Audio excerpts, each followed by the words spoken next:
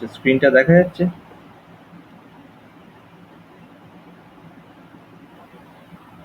হ্যাঁ স্যার। আচ্ছা,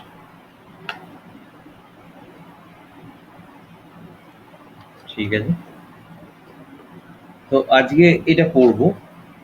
আগের দিন আমরা difference between management and administration discuss করছিলাম, বা অ্যাডমিনিস্ট্রেটর অ্যান্ড ম্যানেজারের মধ্যে ডিফারেন্সগুলো কি কি, কোন লেভেলে তারা কাজ করে, কাদেরকে নিয়ে কাজ করে, সেগুলো ভাবছিলাম। যে তাদের স্পেসিফিক ফাংশন কি কি আছে সেইগুলো নিয়ে আমরা ডিসকাস করছিলাম।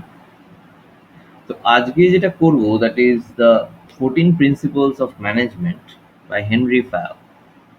হেনরি ফায়াল বলতে পারো ম্যানেজমেন্ট গুরু, ঠিক আছে। He he was a French mining engineer, ঠিক আছে। বিং আ মাইনিং ইঞ্জিনিয়ার মানে মাইন্সে উনি কাজ করতেন, ভবিষ্যৎ মানে ইন ফিউচার উনি ডিরেক্টর পোস্ট অব্দি চলে যান। তো উনি কিছু বেসিক প্রিন্সিপালস দিয়ে গেছেন অ্যাবাউট ম্যানেজমেন্ট।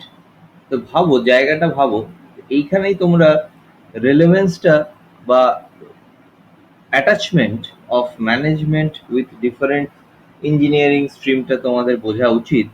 দ্যাট যে একজন মাইনিং ইঞ্জিনিয়ার, সে মাইনিং ইঞ্জিনিয়ারিং পড়েছে, তারা সে মাইন্সে কাজ করবে বলে সেটা পড়েছে। তো পড়ে যখন সে কাজ করতে গেছে, সে ডিফারেন্ট জিনিস দেখেছে যখন ফিল্ডে, ঠিক আছে, তার অফিসে সে ডিফারেন্ট সিচুয়েশনস, ডিফারেন্ট অবস্ট্রাকশনস, ঠিক আছে, অনেক কিছু দেখে তো তিনি ভেবেছেন যে না, কিছু প্রিন্সিপালস বানানো উচিত, যেভাবে কাজ করা উচিত, আমাদের কিভাবে কাজ করা উচিত, ঠিক আছে। তো উনি তখন 14 প্রিন্সিপালস বানিয়েছেন অন ম্যানেজমেন্ট। উনি কিন্তু কোনো মাইনিং এর উপর কিছু বলেননি। হ্যাঁ, নিশ্চয়ই বলেছেন, আমি এখন বলছি না, ফর ম্যানেজমেন্ট ক্ষেত্রেই আমি শুধু বলছি, ঠিক আছে। তো ওনার মনে হয়নি যে আমি মাইনিং এর উপর কিছু এরকম ব্রহ্মাস্ত্র দিয়ে যাই বা বেদ বাক্য দিয়ে যাই, ঠিক আছে। বাট ওনার মনে হয়েছে যে ম্যানেজমেন্টের উপর দিই, কারণ ম্যানেজমেন্টে আমাদের প্রতিটা লেভেলে আমাদেরকে জানতে হবে, ঠিক আছে। আমি কবে ম্যানেজার হব, বা আমি কবে একটা কোম্পানির ডিরেক্টর হব, বা হেড পজিশনে আমি যাব, তারপরে আমি ম্যানেজমেন্ট জানবো, তার আগে জানবো না, তখন কিন্তু দেরি হয়ে যাবে। তাহলে আগে থেকেই যদি আমরা জানি কিছুটা হলেও, আমি বলছি না একদম প্রফেশনাল লেভেলে জানবো যে একদম ফিল্ডে এরমভাবেই কাজ করতে হয়, জানবো, বা সেরম অ্যাকচুয়ালি যখন আমরা ফিল্ডে কাজ করিও। আচ্ছা, তোমরা দেখতে পাচ্ছ তো?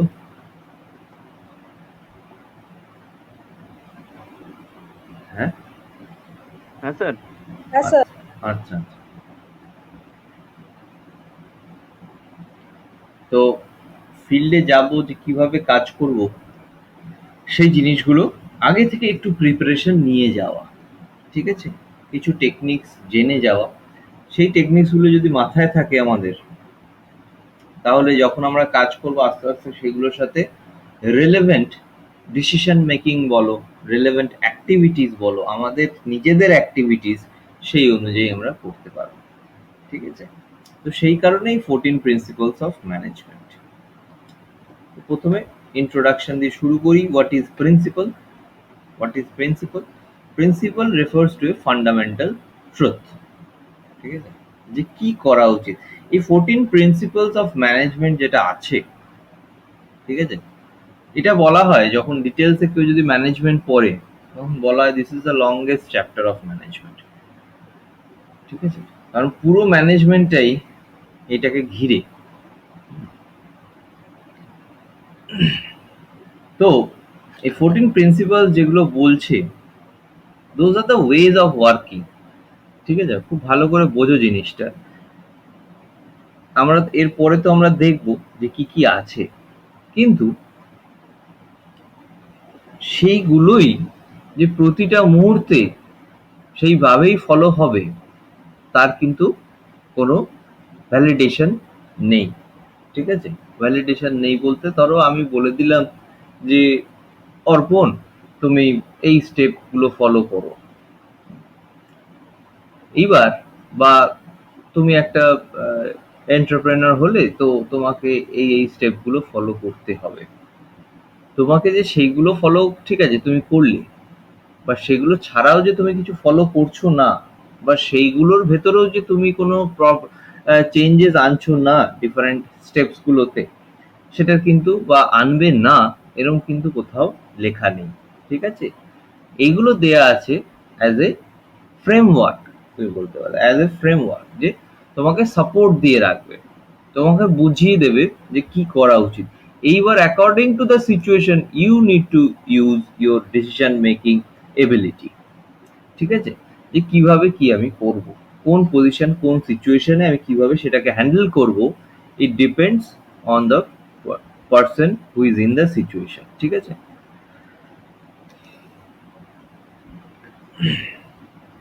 তো কি বলছে, it establishes causes and effect relationship between two or more variables under given situation. ঠিক আছে, আন্ডার গিভেন সিচুয়েশন, এটা সবসময় মাথায় রাখতে হবে। এই মুহূর্তে আমাদের যদি কোনো সিচুয়েশনে আমরা থাকি, আবার 10 দিন পরে কি সিচুয়েশনে থাকবো, ঠিক আছে, সেই অনুযায়ী আমাদের লাইফের সব কিছু চেঞ্জেস হতে থাকে, তাই না? আমাদের নিড বলো, আমাদের পার্সপেক্টিভ অফ সেইং আর সিচুয়েশন, ঠিক আছে, সেটাও চেঞ্জ হতে থাকে। আমরা একটা টাইমে বাইরে ঘুরে বেড়াতাম, দ্যাট ওয়াজ আওয়ার লাইফ, আমরা অতটা ফোকাস করতাম না। এখন দেখো আমরা বাড়িতে আছি, কিন্তু আমার মনে হয় যে আগের থেকে মানুষের অনেক ফোকাস বেড়ে গেছে। ঠিক আছে, কারণ এই সিচুয়েশনে সবাই সবসময় বাড়ির বাইরে বেরোতে পারছে না। ঠিক আছে, উইদাউট আর ইন্টেন্স নেসেসিটি ছাড়া আহ, মানুষ বেরোচ্ছে না। তো লাইফের ফোকাস বা লাইফের পার্সপেক্টিভ যে কি করব সেগুলো নিয়ে ডিসিশনগুলো চেঞ্জ হচ্ছে, তাদের আউটওয়ার্ড লুকসটা চেঞ্জ হয়ে যাচ্ছে যে কি করা উচিত। They serve as a guide to thought and action. These principles are derived on the basis of observation and analysis by conducting experimental studies. ঠিক আছে, তো এতদূর বোঝা গেছে যে why we need these 14 principles and how is these 14 principles going to help us। বোঝা গেছে এটা? হ্যাঁ স্যার। একটা বেসিক আইডিয়া পাওয়া গেছে, তাই না? একটা বেসিক আইডিয়া, এবার তো ডিটেলসে তো হ্যাঁ স্যার। ডিসকাস করবোই যে কি কি আছে, একটা বেসিক আইডিয়া তো পাওয়া গেল এই আর কি।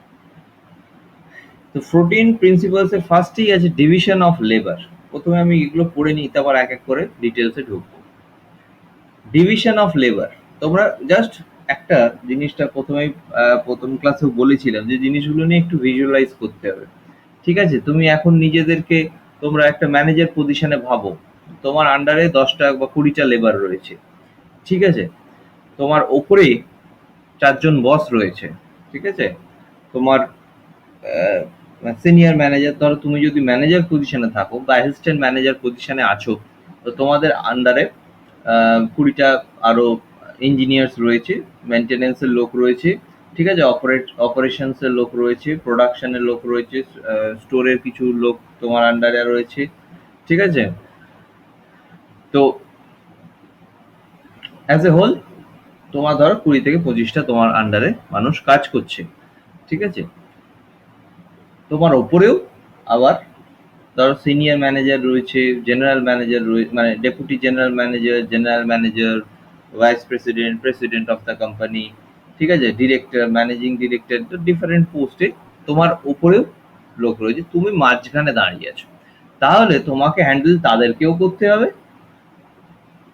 ঠিক আছে, তাদেরকেও, তোমার হায়ার অথরিটিসদেরও তোমায় ম্যানেজ করতে হবে, অ্যান্ড তোমাকে তোমার লোয়ার অথরিটিসদেরও মানে লোয়ার পিপলদেরও ম্যানেজ করতে হবে।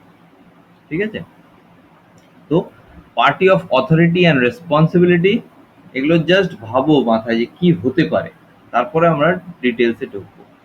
Principal of one boss, unity of direction, equity, order, discipline.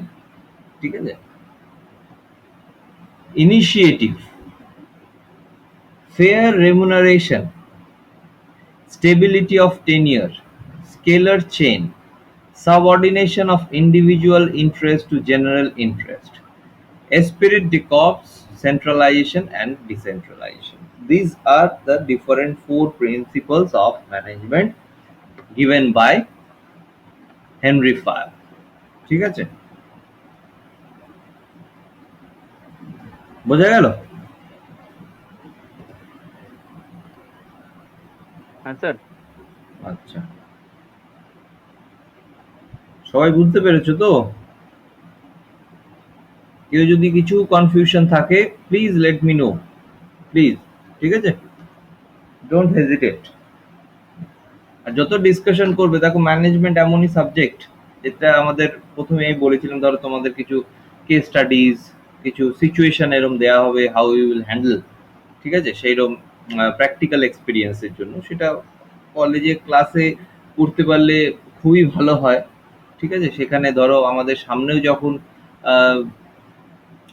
Audience থাকছে, মানে তোমারই ক্লাসমেটসরা থাকছে, ঠিক আছে, তো সেইগুলো কি হয়, কনফিডেন্সও তাদের বিল্ড আপ হয়। যাই হোক, এই মুহূর্তে তো সেটা করা পসিবল নয়, তো আমরা চেষ্টা করব যতটা আমরা এই ওয়েবের থ্রু দিয়ে করতে পারি। তো সবার একটু অ্যাক্টিভ পার্টিসিপেশন তার জন্য দরকার। ঠিক আছে, আশা করি পাওয়া যাবে সবার। আচ্ছা, ফার্স্ট হচ্ছে ডিভিশন অফ লেবার, যে কেমন ভাবে কাজটাকে আমি সেগ্রিগেট করে দেবো সবার ভেতরে, যাতে কি কাজের স্পিড বাড়ে, একটা মানুষের অ্যাকিউরেসি বাড়ে, এফিসিয়েন্টলি কাজ হয় সেখানে, ঠিক আছে, প্লাস একটা ইকোনমিক্যাল বেনিফিটও আসতে পারে।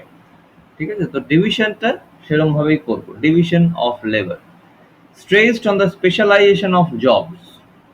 কি জব, তার স্পেশালাইজেশন কি, সেগুলো সবসময় মাথায় রাখতে হবে।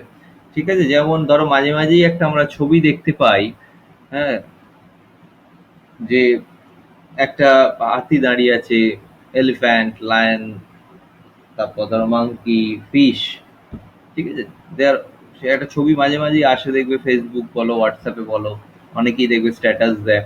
হ্যাঁ, তো টেস্টটা সবার জন্য সেম হবে, টেস্টটা সবার জন্য সেম। ঠিক আছে, যে how you are going to climb the tree, তো it is not possible for a fish to climb a tree. ঠিক আছে, সেটা তার এবিলিটির বাইরে, সে সেই এনভায়রনমেন্টে থাকতে পারবে না, বা সেটা সে করতে পারবে না। ঠিক আছে, তার ক্ষমতা নেই সেটার। তো সেই স্পেশালাইজেশনটা বা তার এবিলিটিটা আমাকে জানতে হবে। একটা ম্যানেজার হিসেবে বা একটা মানুষ হিসেবেও আমাকে আমার পাশের মানুষটার এবিলিটিটা জানতে হবে, সেই অনুযায়ী তাকে কাজ বলতে হবে বা তার কাছ থেকে হেল্পও চাইবো, তো সেরকম ভাবেই চাইবো। Work of all kinds must be divided and allotted to various person. ঠিক আছে, আবার, ঠিক আছে, তো স্পেশালাইজেশনটা জানলাম, জেনে ধরো কারোর, তোমাদের মধ্যে কারোর ভালো লাগে যে মেকানিক্যাল কিছু ডিজাইন করতে, অটোক্যাডে ডিজাইন করতে, তো সব কাজ যদি ডিজাইনিং এ তাকেই দিয়ে দিই, তাহলে তার উপর সেটা স্ট্রেসড হয়ে যাবে, সে সেটা নিয়ে খুব স্ট্রেস, কারণ তার নর্মাল জবস রয়েছে, এছাড়াও আবার এইটাও চেপে গেল। ধরো একটা আর&ডি ল্যাবে, আর&ডি যখন হয়, রিসার্চ অ্যান্ড ডেভেলপমেন্ট, ঠিক আছে, ডিপার্টমেন্ট অফ ডিফারেন্ট অর্গানাইজেশন, ঠিক আছে, সেখানে ধরো একটা প্রোডাকশন নিয়ে, তারা প্রোডাকশন টেকনিক নিয়ে হয়তো কোনো রিসার্চ অ্যান্ড ডেভেলপমেন্ট করছে। ঠিক আছে, কিভাবে আরো ভালো ডেভেলপ করা যেতে পারে। তো একটা মানুষই যদি সেটা নিয়ে রিসার্চ করে, প্রথম দেখো সেখানে আইডিয়া জেনারেশন অনেক কম হবে ফার্স্ট।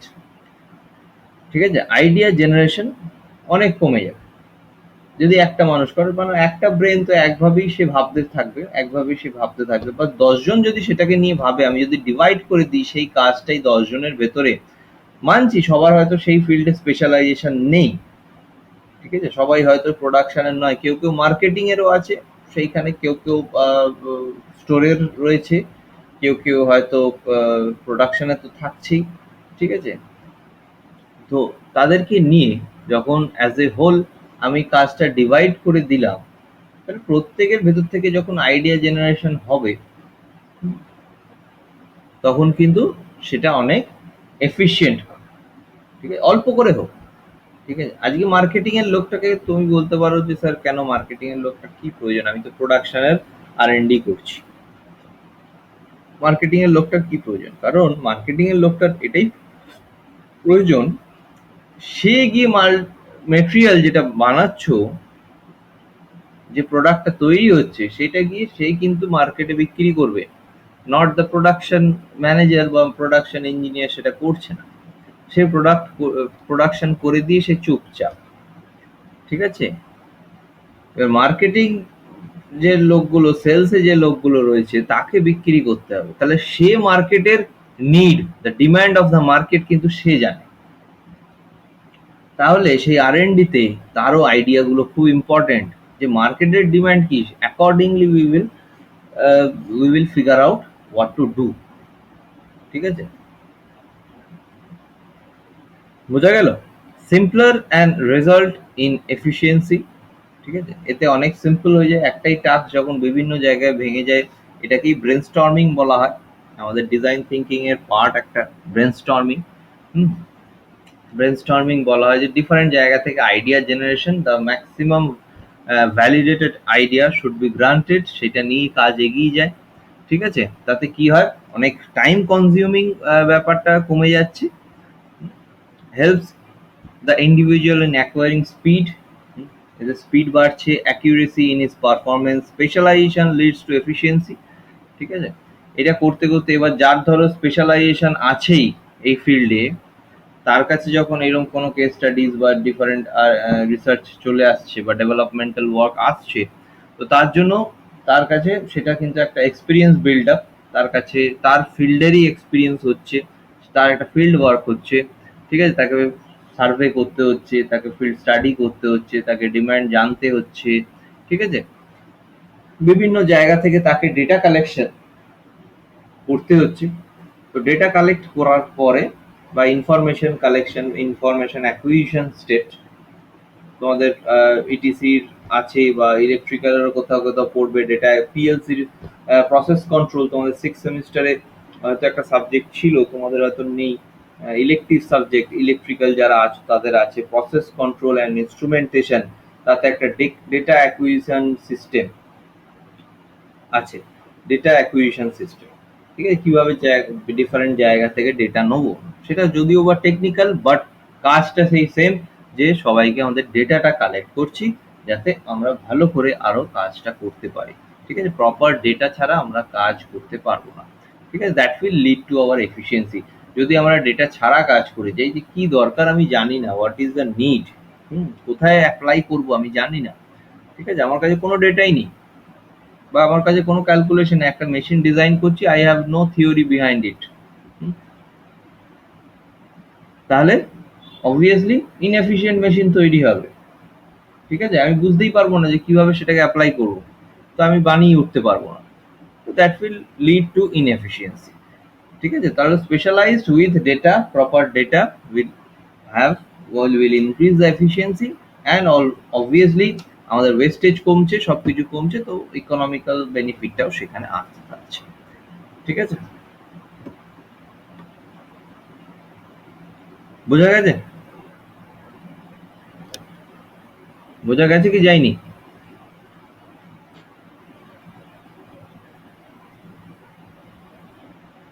কেউ কোনো রিপ্লাই করছে না।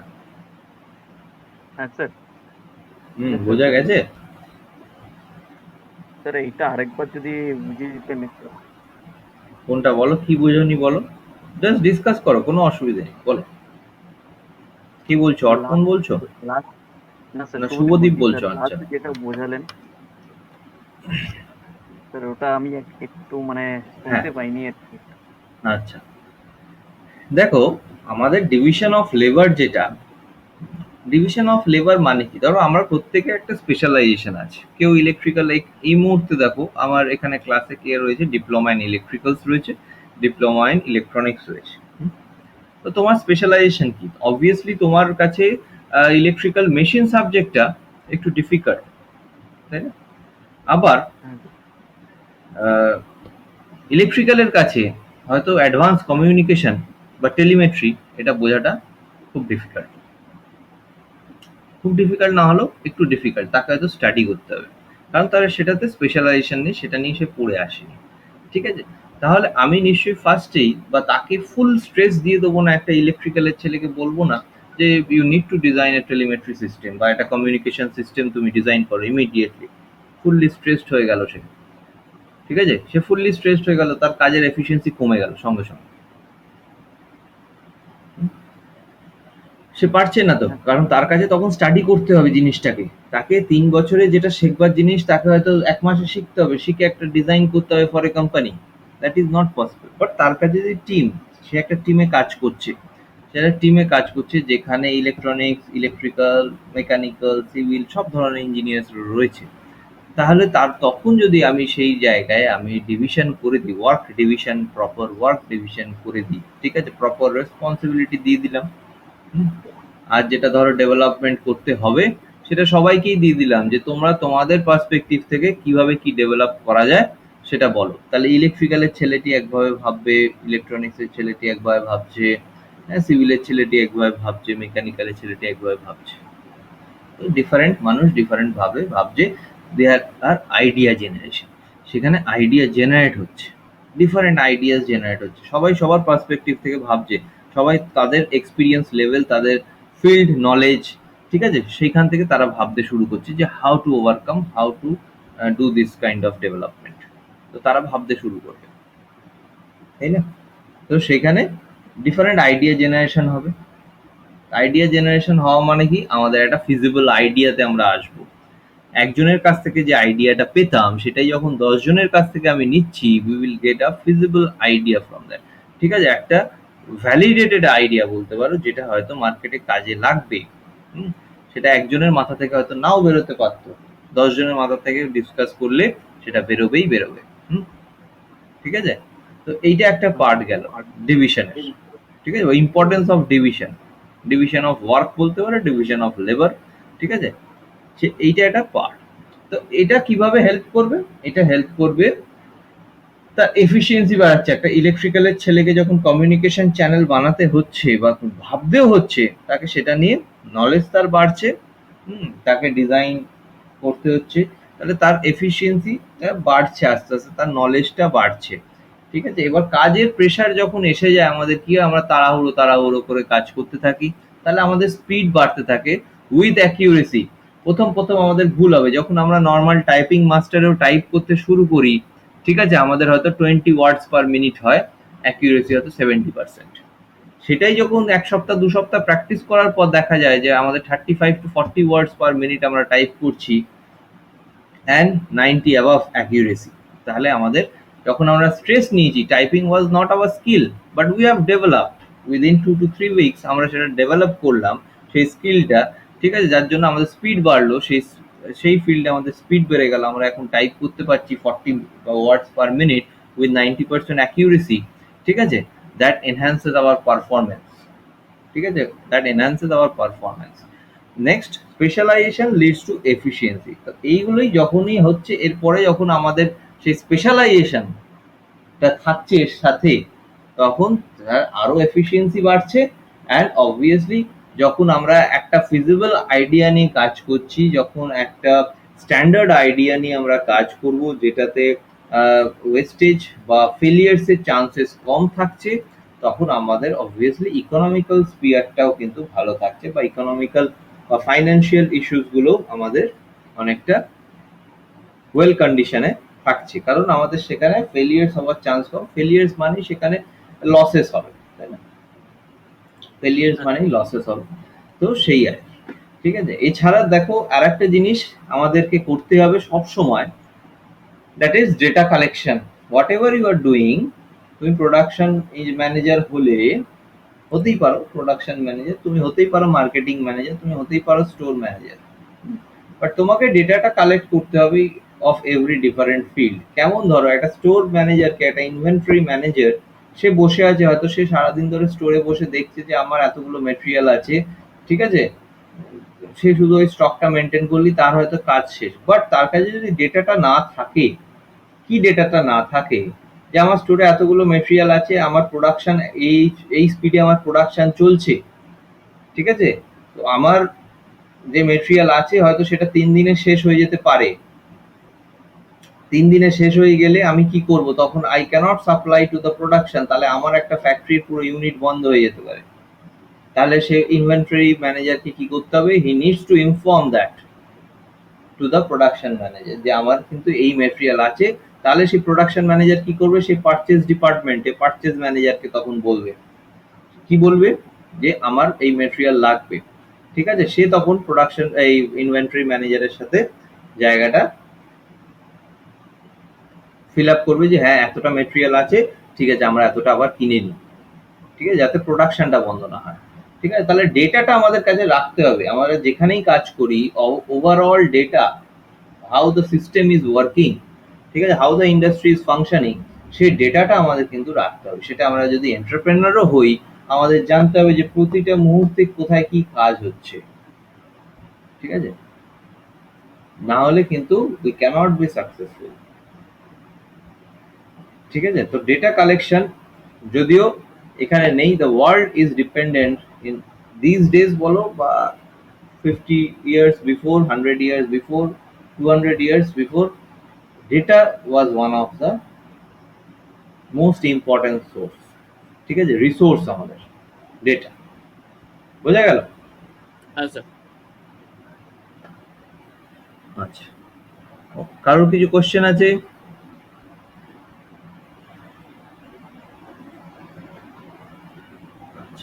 নেক্সট আমাদের কি আছে, party of authority and responsibility. Authority is given to a person, he should always also be made responsible. ঠিক আছে, আমি শুধু অথরিটি দিয়ে দিলাম, একটা হায়ার অথরিটি তোমাকে, তোমার জিএম, তো তোমার পোস্ট কি আছে, তোমার জিএম আছে, তোমার জিএম কি করলো, জেনারেল ম্যানেজার কি করলো, তোমাকে ম্যানেজার বানিয়ে দিল। হ্যাঁ, খুব ভালো কাজ হচ্ছে, manager, you become the manager. তোমার কাছে অথরিটি চলে এলো। অথরিটিটা কি, তোমার আন্ডারে 20টা মানুষ কাজ করবে, তাদেরকে দেখাশোনা করা, তাদের কাজ দেওয়া, টাইম টু টাইম তাদের কাছ থেকে কাজ নেওয়া। ঠিক আছে, এটা তোমার অথরিটি। বাট তোমাকে তার জন্য, তোমার যদি কাজ না হয় তাহলে কিন্তু you are responsible for that. ঠিক আছে, you are fully responsible for that. যদি তুমি তোমার আন্ডারে যারা আছো তাদের কাছ থেকে যদি কাজ না নিয়ে আসতে পারো, you are responsible for that. ঠিক আছে, he should also have concern authority if anyone is made responsible. ঠিক আছে, authority refers to the right of superiors, responsibility means obligation for the performance of the job assigned। ঠিক আছে, অথরিটিটা কি দিচ্ছে তোমাকে, authority দিচ্ছে হয়তো কমেন্ট করার অথরিটি দিচ্ছে তোমাকে, একটা কাজ দেওয়ার অথরিটি দিচ্ছে, অ্যান্ড রেসপন্সিবিলিটি তার সাথে সাথে কিন্তু তোমারও বাড়ছে যে সেই কাজটা যেন বিফোর ডেডলাইন শেষ হয়, ঠিক আছে, জবে দরকার তার আগে যেন আমাদের কাজটা কমপ্লিট থাকে, সেই রেসপন্সিবিলিটিটাও কিন্তু তোমাকেই নিতে হবে। এইগুলো অনেকেই দেখবে যারা অনেকেই চট করে কম বয়সে ধরো ম্যানেজার হয়ে গেল, হ্যাঁ, তাদের এই সেন্সটা হয়তো তখনও গ্রো করছে না। সে ভাবলো আমি সবাইকে বলে দিই, আমার সাবঅর্ডিনেটসদের বলে দিই, হ্যাঁ কাজ করে নাও, এই কাজ আছে আজকে বিকেলের মধ্যে কমপ্লিট করে নাও। বাট সেটা আমি বলে দিলাম, হতে পারে অনেক ধরনের প্রবলেমস আসবে কাজের মধ্যে, ঠিক আছে, টেকনিক্যাল ইস্যুজ আসতে পারে, ধরো ডিফারেন্ট আরো ইস্যুজ আসতেই পারে, বাট সেটাকে উইথ রেসপন্সিবিলিটি আমি যদি না এগিয়ে নিয়ে যাই, মানে কি, আমি সেই সকালে বলে দিলাম আর বিকেলবেলা ধরো 4টের সময় যাচ্ছি, হ্যাঁ কাজটা হলো, তখন যদি বলে না স্যার হয়নি, তোমার হয়তো 5টায় ডেডলাইন, ঠিক আছে, তোমাকে 5টায় একটা প্রজেক্ট সাবমিট করতে হবে, বা you have to need to give a presentation to your clients. ঠিক আছে, তো তোমার তখনও হয়নি, you have only 30 minutes or 1 hour লেফট। তাহলে রেসপন্সিবিলিটিটা কার ছিল, রেসপন্সিবিলিটিটা সেই অথরিটির ছিল, যে সেই কমেন্টটা দিচ্ছে, যে তার উচিত ছিল যে 10টায় যখন আমি একটা কমেন্ট দিচ্ছি, আমি 12টা একবার ফলো আপ করি যে কতটা কি হলো, কিছু প্রবলেমস আসছে কিনা, সেই প্রবলেমসটা কিভাবে সর্ট আউট করা যাবে, 12টায় একবার করি, 2টোর সময় আর একবার করি, দেন 4টের সময় করবো। এইটা স্টেপ বাই স্টেপ আমাদেরকেও সেই রেসপন্সিবিলিটিটা, একটা manager being a manager, we need to take that responsibility. ঠিক আছে, তবেই সেই জায়গাটা ব্যালেন্সড কন্ডিশনে আসবে। এই আর একটা জিনিস আমি বলি, যে ম্যানেজার হয়ে যাব বলে, হয়ে গেছি বলে আমি আর কাজ করব না, সেটাও কিন্তু নয়। ঠিক আছে, যদি মনে হয় যে আমার টিমে 10 জন মেম্বার আছে, তার মধ্যে 6 জন ভালো করে করতে পারছে, 4 জন করতে পারছে না, ঠিক আছে? তাদেরকেও কিন্তু শেখানো, তাদেরকে প্রপার ট্রেনিং দেওয়া, এগুলো একটা ম্যানেজারের কাজ, ঠিক আছে? সেই রেসপন্সিবিলিটিটা নেওয়া যে এই 4 জনকে আমি তুলে নিয়ে আসবো সেই লেভেলে, যে লেভেলে কাজ হচ্ছে সেই লেভেলে আমি তুলে নিয়ে আসবো, সেটাও কিন্তু একটা ম্যানেজারের কাজ, ঠিক আছে? তবে একটা টিমটা ব্যালেন্স টিম হবে। হুম।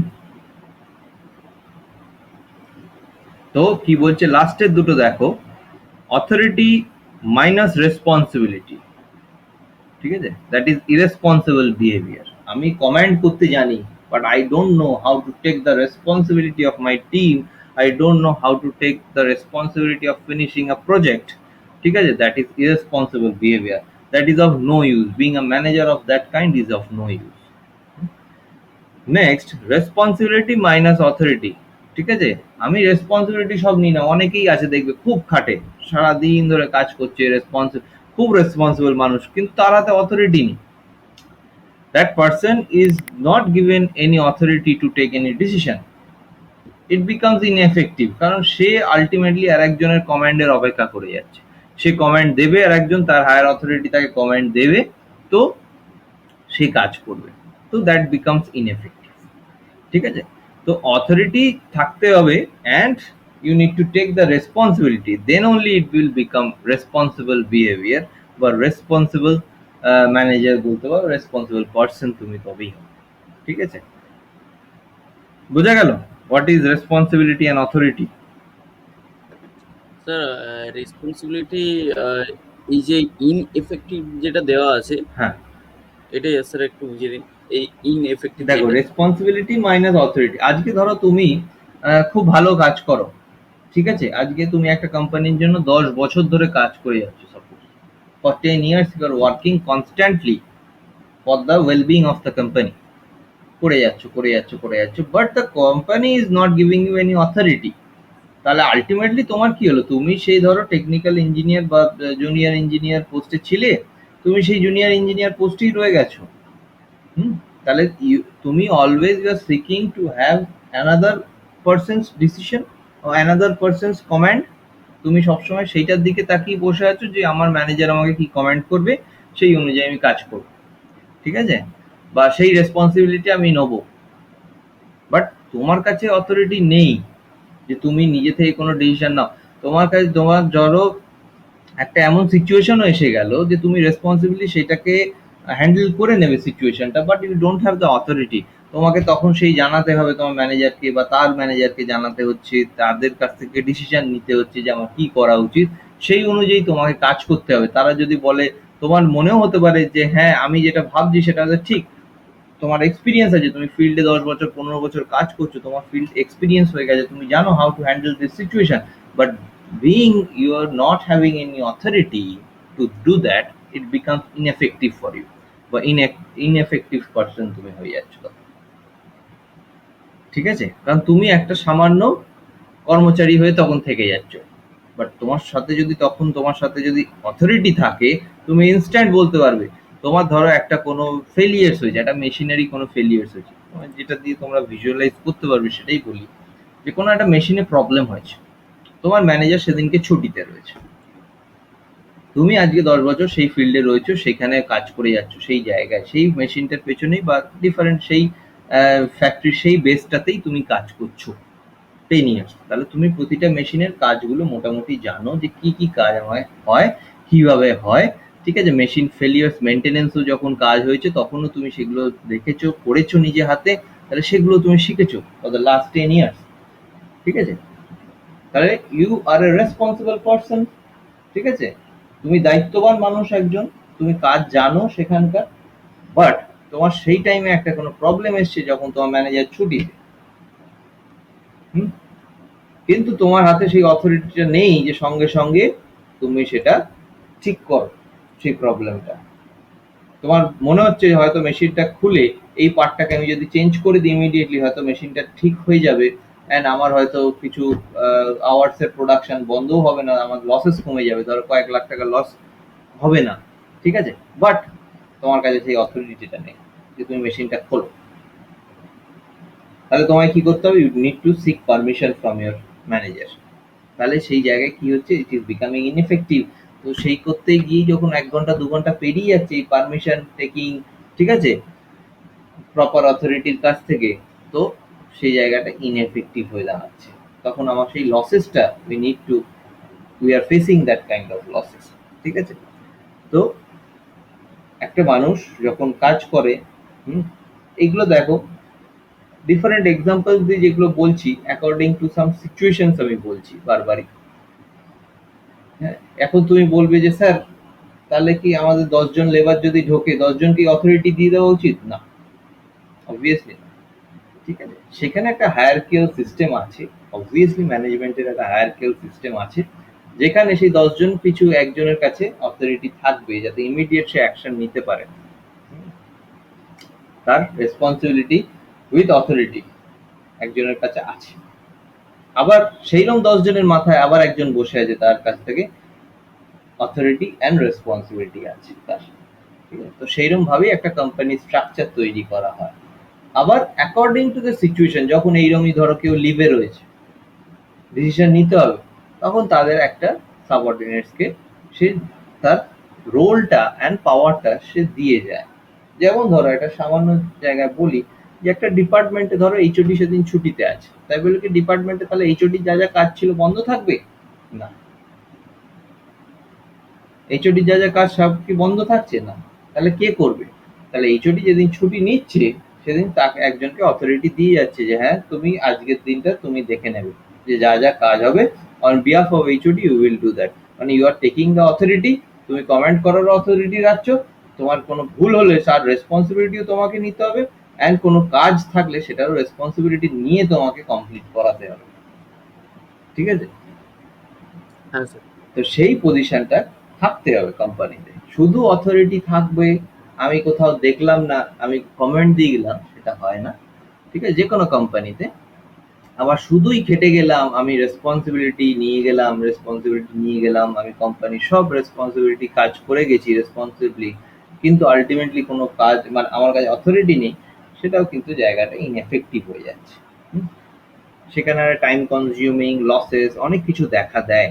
ঠিক আছে, এগুলো যখন তোমরা ফিল্ডে যাবে এই জিনিসগুলো তোমরা মাইন্ডে রাখবে এখন থেকে। আর কদিন পরেই তোমরা 6 সেমিস্টার যেত, আর কদিন পরেই তোমরা যাবে ইন্ডাস্ট্রিতে কাজ করতে, বাট অনেকেই নিজেদের কোম্পানি খুলবে, তখন কিন্তু এই জিনিসগুলো তোমরা ফেস করবে।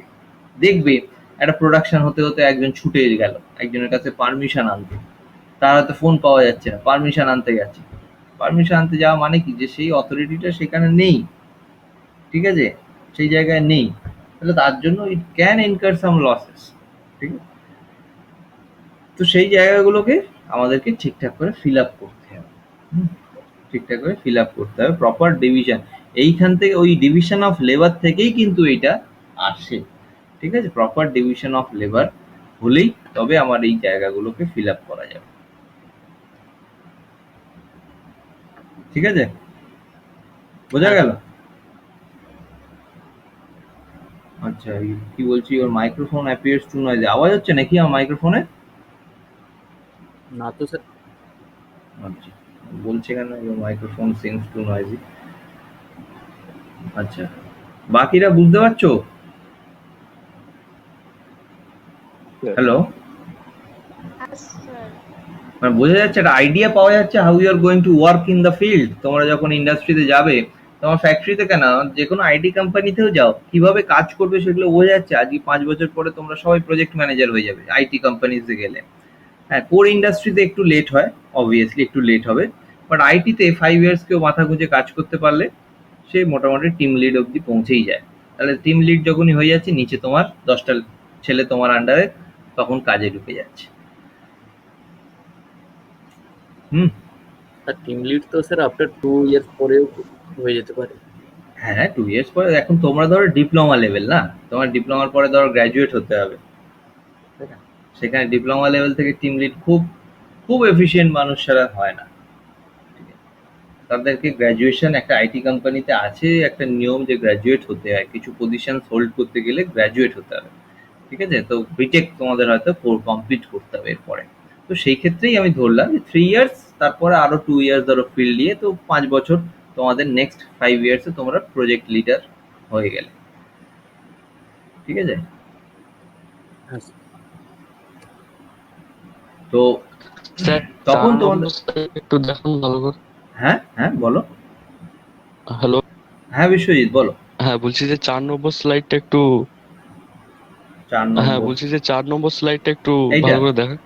এইটা হ্যাঁ ওই পুরো পয়েন্ট গুলো, হ্যাঁ লাস্ট, হ্যাঁ হ্যাঁ। লিখবে? না না, 1 মিনিট, স্ক্রিনশটটা নিতে ভুলে গেছি। আচ্ছা, তোমার পিপিটি পাঠিয়ে দেবো, স্ক্রিনশট নেওয়ার দরকার হয় না। ঠিক আছে, পিপিটি পাঠিয়ে দেবো, কোনো চাপ নেই।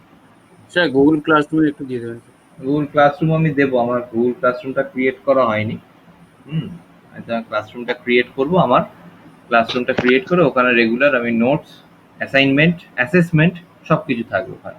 ঠিক আছে, ডিফারেন্ট কুইজ দিয়ে দেবো, সেগুলোকে স্যার। করবে। বলো। স্যার লাস্টের দুটো পয়েন্ট একটু ভালো করে বললে ভালো হয়।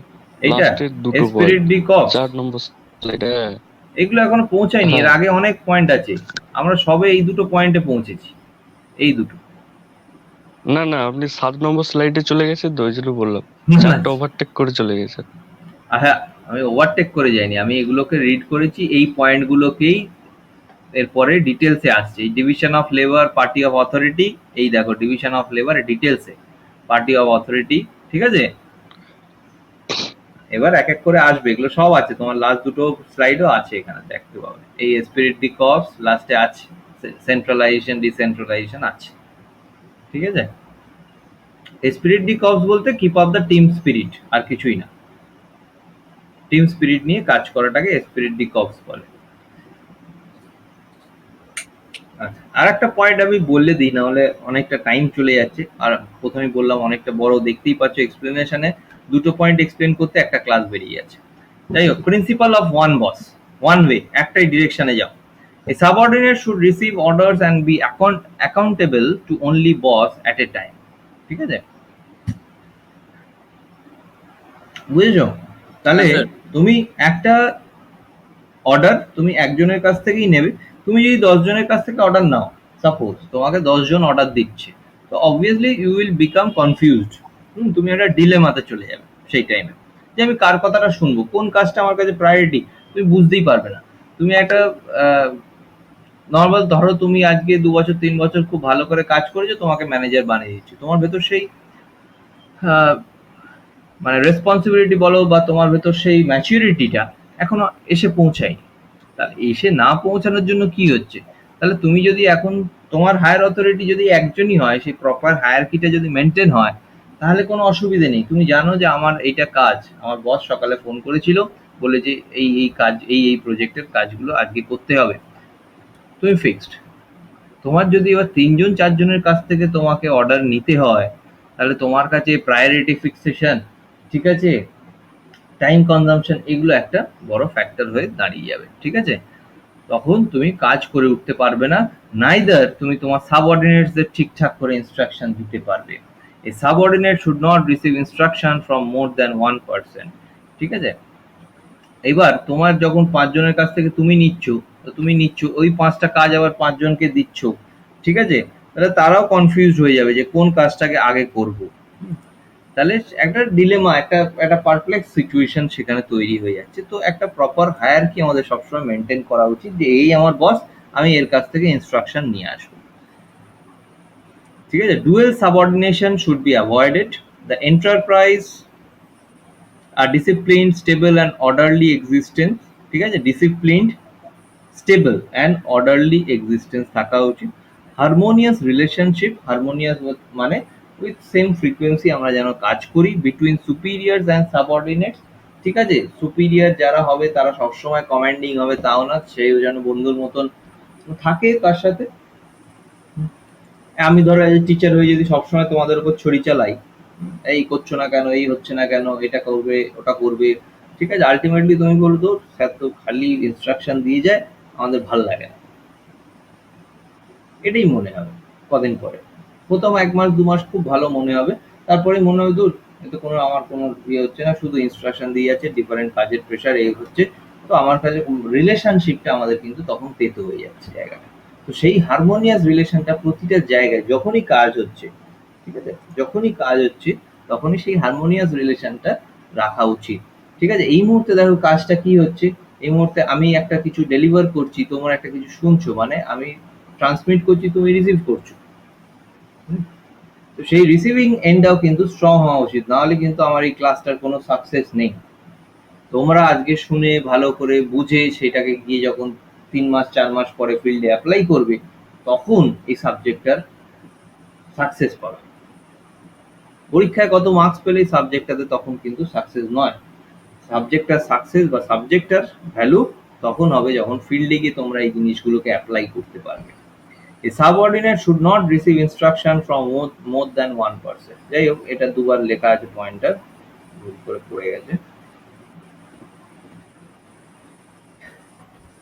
ঠিক আছে, তো এই কিছু পয়েন্ট আমাদেরকে জানতে হবে। প্রিন্সিপাল অফ ওয়ান বস, আমাদের একজন বস, আমি তার কথা শুনবো। 10 জনের কাছ থেকে শুনলে আমি নিজে কনফিউজড, সবাইকে কনফিউজ করবো, কারণ আমার কাছে তখন প্রায়োরিটি কোন কাজটা আগে কোন কাজটা পরে সেগুলো ফিক্সেশন করাটা খুব ডিফিকাল্ট হয়ে দাঁড়াবে। ঠিক আছে, বোঝা গেল? হ্যাঁ স্যার। যাই হোক, পরেরগুলো ইউনিটি অফ ডিরেকশন, ওটা একসাথেই প্রায় আসছে, unity of direction, principle of one boss থেকে। তবে পরের দিনকেই কন্টিনিউ করব, কারণ আজকে অলরেডি 10টা 58 বাজে, তোমাদের আবার 11টা থেকে ক্লাস আছে। আমি তোমাদেরকে চ্যাট বক্সে অ্যাটেন্ডেন্স লিঙ্কটা দিয়ে দিচ্ছি, অ্যাটেন্ডেন্সটা আগে দিয়ে নাও। স্যার ওয়ান বস যেটা, সেটা হচ্ছে ওয়ার্কারদের ক্ষেত্রে যেরকম টিম লিড, ওটাই তো ওয়ান বস। হুম,